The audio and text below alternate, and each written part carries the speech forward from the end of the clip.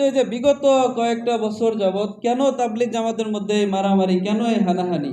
নিশ্চয় তাহলে এর মধ্যে অন্য কোনো শক্তি, অন্য কোনো অপতৎপরতা ঢুকে গেছে, আমরা এখান থেকে বুঝতে পারি। এই অপতৎপরতা, অন্য কোনো শক্তির এই অবস্থান থেকে তাবলিগ জামাত যাতে মুক্ত থাকতে পারে, সেই লক্ষ্যে তাবলিগ জামাতের উভয় পক্ষকেই আমরা আহ্বান জানিয়ে আসতেছি, সাধারণ মানুষরা আহ্বান জানিয়ে আসতেছে। এবং এর একটি পক্ষও অপর সরকারকে বারবার চিঠি দিয়ে আসতেছে যে দেখেন, কোনো ধরনের সমস্যা না হয় এজন্য সরকারি হস্তক্ষেপে সব কিছু হোক। যেমন আমি বলতে চাচ্ছি, 18 তারিখের যে ঘটনাটা, বিগত 18 ডিসেম্বরের যে ঘটনাটা ছিল, এই ঘটনাটার পূর্বেই আমরা সচেতন ছাত্র সমাজ গাজীপুর মেট্রোপলিটনের সামনে একটা অবস্থান কর্মসূচি নিয়েছিলাম।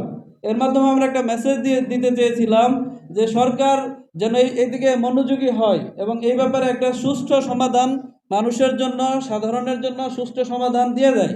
এই লক্ষ্যে আমরা অবস্থান করেছিলাম, স্মারকলিপি দিয়েছিলাম। কিন্তু দুঃখজনক হলেও সত্য, আমরা যে আশঙ্কা করেছিলাম সেটাই ঘটেছে। 18 তারিখে একটা প্রাণ নাশের মতো একটা ঘটনা ঘটে গেছে।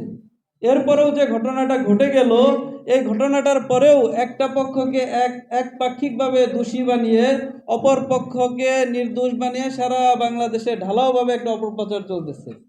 যে কারণে সেই অপপ্রচারের কারণে সারা বাংলাদেশের মানুষ এই একটা অপপ্রচার জানতেছে, এবং যার কারণে একটা পক্ষের ইজতেমার ব্যাপারে কোনো সুনির্দিষ্ট দিক নির্দেশনা সরকারের পক্ষ থেকে এখনো দেওয়া হয়নি।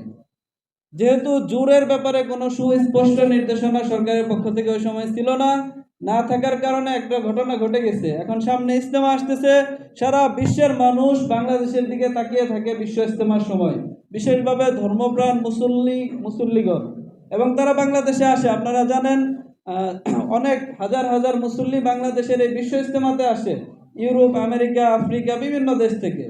তারা তাকিয়ে আছে বাংলাদেশের এই ইজতেমার দিকে। এখন ইজতেমা নিয়ে যদি সরকারের পক্ষ থেকে উভয় পক্ষের জন্য সুস্পষ্ট দিক নির্দেশনা না থাকে, তারিখ না থাকে, আবার যদি একটি পক্ষ সেই আগের মতো অনিশ্চয়তার মধ্যে থাকে, তাহলে তো আরো বড় ধরনের সংঘাতের আশঙ্কা আমরা করতেছি। আপনাদেরকে ডাকা, আমাদের এই জমা হওয়া, সরকারের কাছে আমাদের এই আবেদন, উভয় পক্ষের জন্য সুস্পষ্ট দিক নির্দেশনা দেন। একটা পক্ষকে দোষী সাব্যস্ত করে যে হত্যাকাণ্ড হয়েছে, এর বিচার এখনো, এর তদন্ত এখনো বিচারাধীন রয়েছে, এখনো তদন্ত হয় নাই, মামলাটি বিচারাধীন। এজন্য এখনই আমরা কাউকে দোষী বলতে পারি না, বিচারাধীন মামলার জন্য কাউকে দোষী বলা যায় না। তো তারপরেও একটা পক্ষকে কেন দোষী করে তাদের ইজতেমার ব্যাপারে কোনো ডেট দেওয়া হচ্ছে না। আবার আমরা শুনতে পাচ্ছি কোনো কোনো জায়গায় বলা হচ্ছে যে একটা পক্ষকে আর কোনোদিন টঙ্গীতে ইজতেমা করতে দেওয়া হবে না, এই মুসলেকা দিলে তাদেরকে টঙ্গীতে ইজতেমা করতে দেওয়া হবে। এটা তো কোনো নিরপেক্ষ অবস্থানের কথা হইতে পারে না। আমরা সরকারের কাছে থেকে চাচ্ছি উভয় পক্ষের জন্য নিরপেক্ষভাবে আপনারা সুস্পষ্টভাবে উভয় পক্ষের জন্য ইজতেমার ডেট দেন, এবং তাদের মধ্যে উভয় পক্ষের মুরব্বীরা আইসা স্বাধীনভাবে তারা ইজতেমা করতে পারে। এটা বাংলাদেশের মানুষের, সাধারণ মানুষের অধিকার। নাগরিক হিসাবে, বাংলাদেশের নাগরিক হিসাবে স্বাধীনভাবে তারা সভা করবে, সমাবেশ করবে, এটা মানুষের মৌলিক অধিকার। এজন্য এই দখলদারিত্ব যাতে না থাকে, এটার ব্যাপারেও প্রশাসন একটা সুস্পষ্ট স্থায়ী সমাধান দেয়। কাকরাইলের ব্যাপারে, টঙ্গীর ব্যাপারে যদি এটা হয়, তাহলে আমরা আশা করতেছি কোনো ধরনের সংঘাত হবে না।